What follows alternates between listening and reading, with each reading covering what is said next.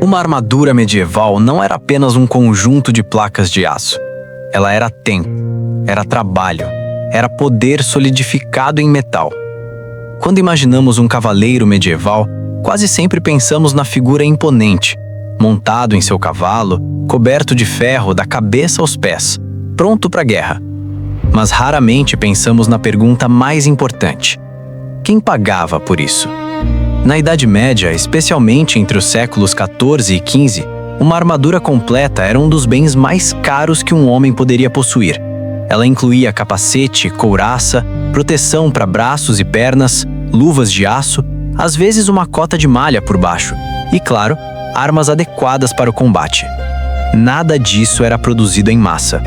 Cada peça era feita sob medida, ajustada ao corpo do cavaleiro, moldada por ferreiros altamente especializados.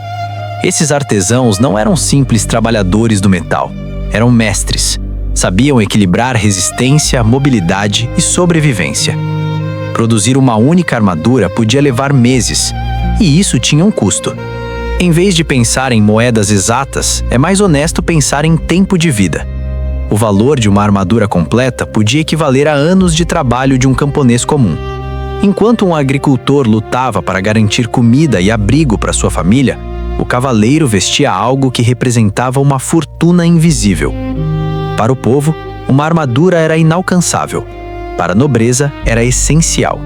Sem armadura, não havia cavaleiro. Sem cavaleiro, não havia guerra organizada. E sem guerra, muitos senhores feudais não mantinham seu poder.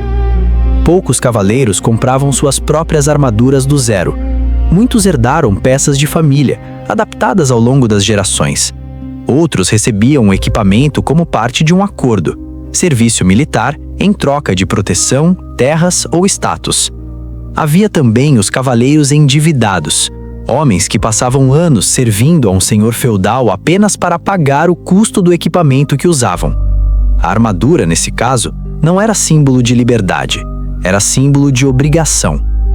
Mas existe uma pergunta ainda mais profunda. De onde vinha o dinheiro que financiava essas armaduras? A resposta não está nos castelos, está nos campos. O sistema feudal funcionava como uma engrenagem silenciosa. Os camponeses produziam alimentos, pagavam impostos, trabalhavam gratuitamente em certas épocas do ano, entregavam parte da colheita, parte do tempo e parte da própria vida. Esses recursos subiam a hierarquia social, do camponês ao senhor local, do senhor local à nobreza, da nobreza à guerra. Cada placa de aço carregava o peso invisível de mãos que nunca seguraram uma espada. Quando um cavaleiro marchava para o combate, protegido por metal reluzente, ele carregava consigo o esforço coletivo de dezenas, às vezes centenas de pessoas. Pessoas que nunca seriam protegidas por aquela armadura. Pessoas que muitas vezes sofriam as consequências da mesma guerra que ajudaram a financiar. A armadura também era um divisor social. Ela separava quem podia lutar de quem apenas sobrevivia, quem tinha direito à violência legitimada e quem apenas a sofria. O cavaleiro protegido era quase invulnerável diante de camponeses mal armados. O aço criava distância física, social e moral. Por isso, a armadura medieval não era apenas defesa, era um símbolo. Um símbolo de quem tinha poder suficiente para se proteger e de quem não tinha escolha além de sustentar esse poder.